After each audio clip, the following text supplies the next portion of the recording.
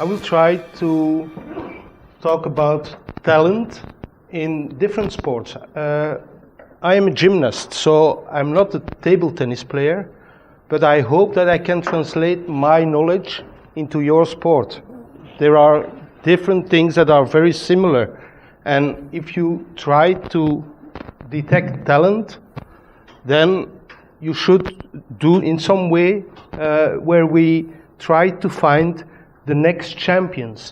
So if you're in front of a playground, you can ask yourself, who will be our next champion? This is a question which arises, and normally when you look at the sports, people are interested 4 years before the podium, because then you have a bigger chance to detect people that will have the medals. Sometimes 8 years before the podium, people already give some money to develop some juniors, and 12 and 16 years, it's much too early. I think it's a very important phase, this 12 and 16 years before the podium, to already concentrate on the better movers. Here you will find champions and better table tennis players.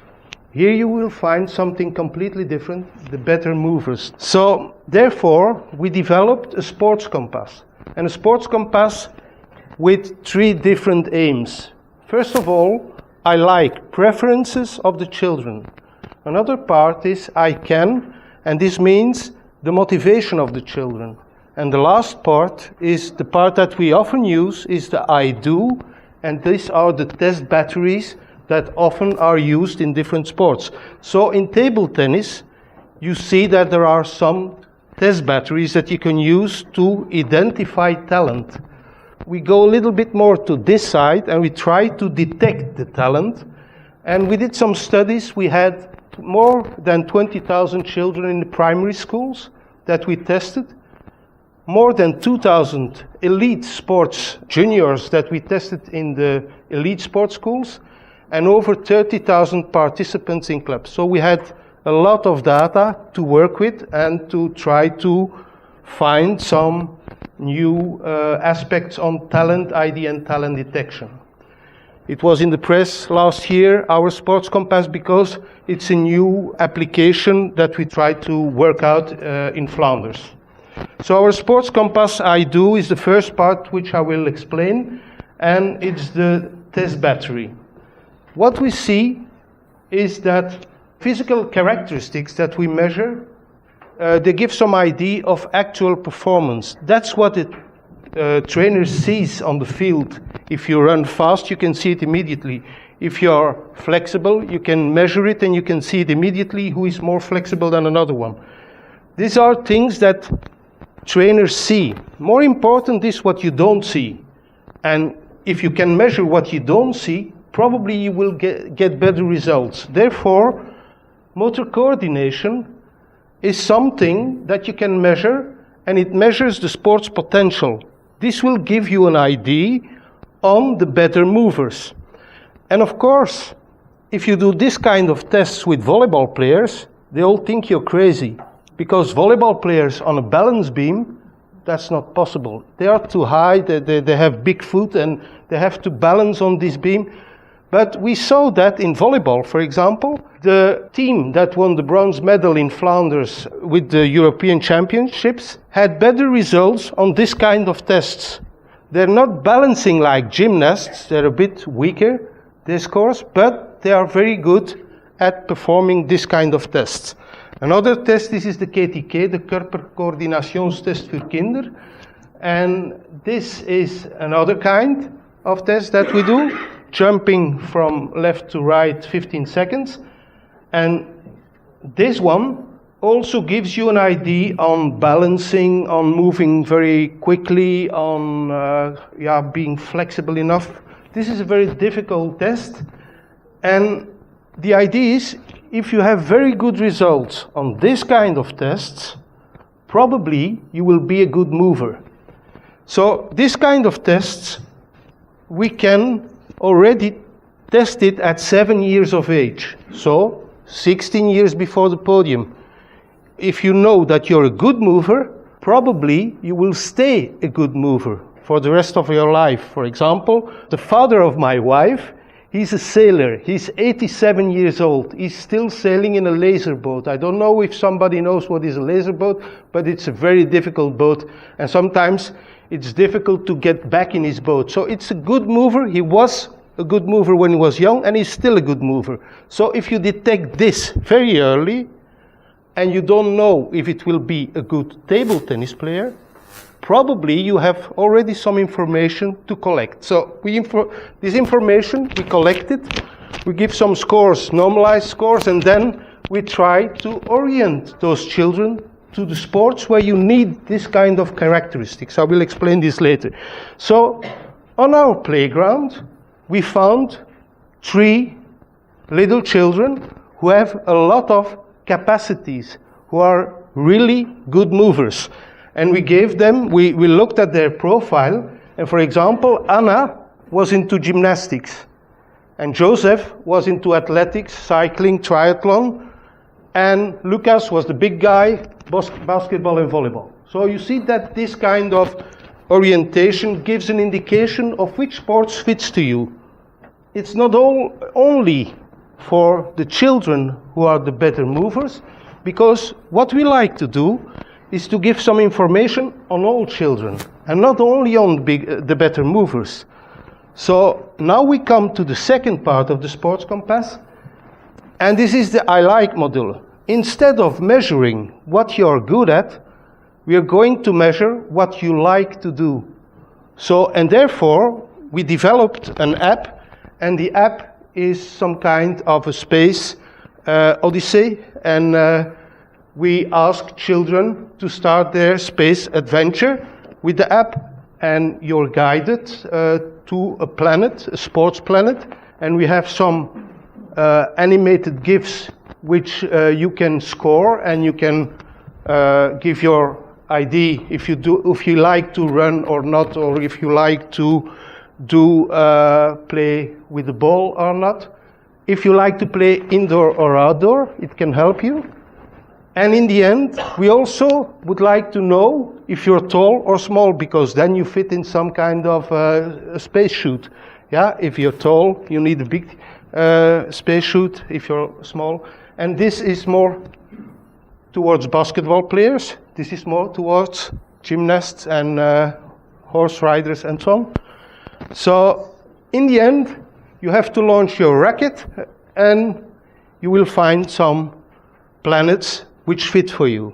So those are 2 different things. First of all, we do the thing, the I do, with a lot of tests. It's a bit more time consuming. It's 1 hour for 25 children to test them. This is 5 minutes on your cell phone with the app. That's very easy. So you have an ID, probably this sports could fit me. So this is important, because if you see this here, table tennis, but a lot of other sports, we can do something with this. What we do now in the Netherlands is we work with the community and to try to close the gap between what happens in the schools and what happens in the clubs. Those are 2 different worlds. So in the schools, teachers have a lot of information. They can already do some of these tests, and they can do this app as well. In the community, they use the same data to guide the children towards the sports. And then the sports have benefits from this system, because what happens in the sport, in table tennis, you only look at your own pool. You only look at table tennis players. It's difficult to find other players out of table tennis and to connect them into your sport. So you try to broaden up this pool. Okay, it was about the Sports Compass. What is the actual situation at the moment? Well, every federation is working by zone. Gymnastics, table tennis, volleyball, they all have talent ID programs. They all have talent selection programs. They all have talent development programs. The problem is that if you select after your talent ID, you select, for example, 50% of your players to provide them a better development. At the same time, you deselect these players. That's a big problem. So you take the best, and the others, you leave them, and there you have to be aware of, this is a problem. We will try to find another solution for that. So we think that if you put a talent detection phase under this, where you have the schools that can help you, the communities that makes the connection to this, that we will have a better way to find the better movers in the different sports. The talent detection, this is a study that we did with table tennis, is meant to enlarge the talent pool.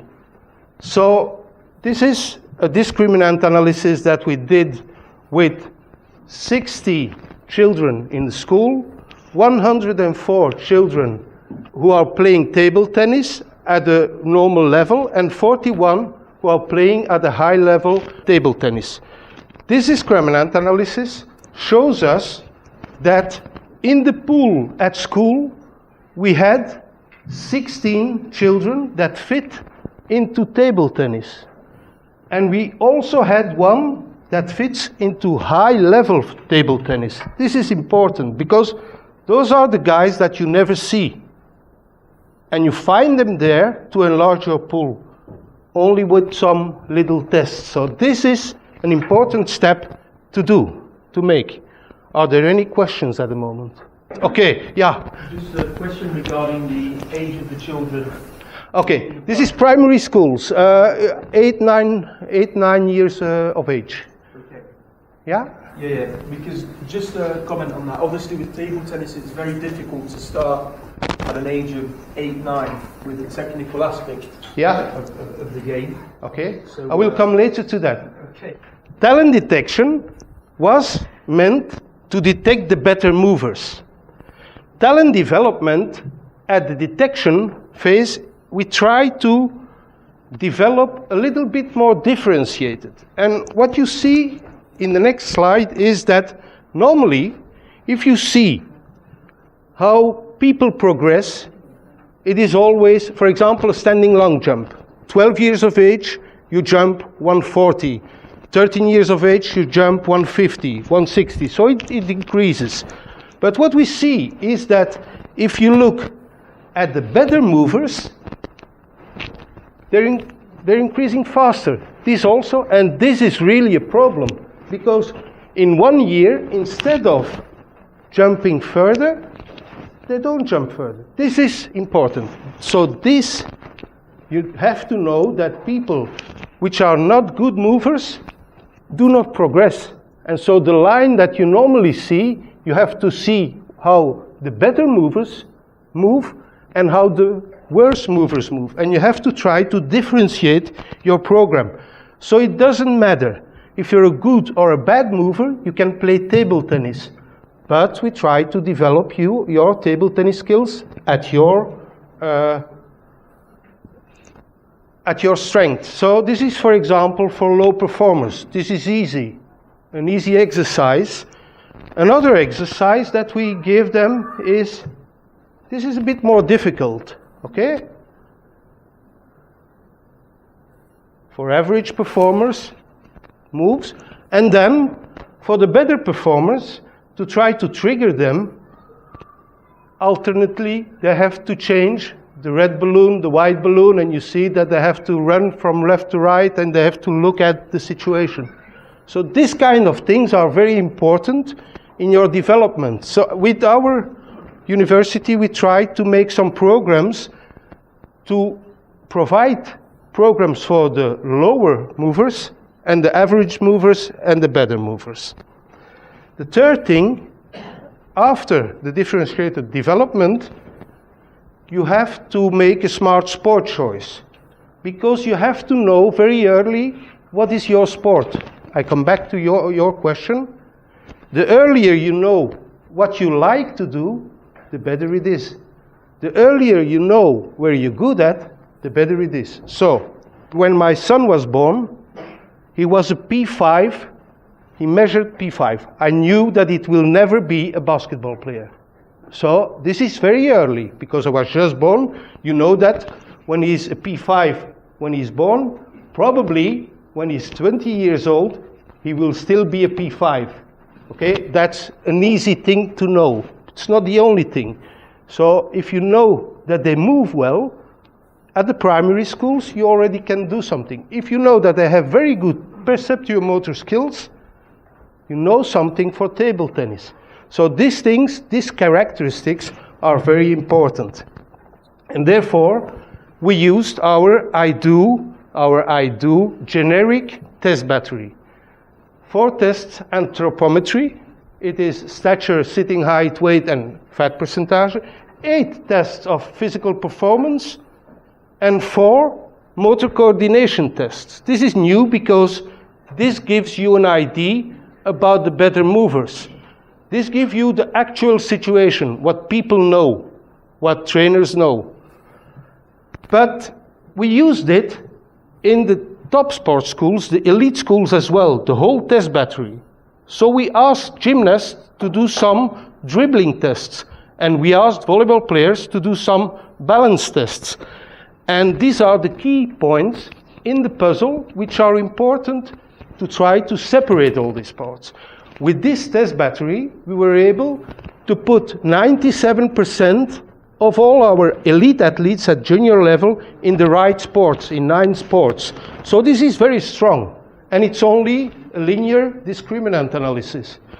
If you do this the same with artificial neural networks, it is almost 100%, 99.8. So this is really a strong possibility to know which sports fits to you.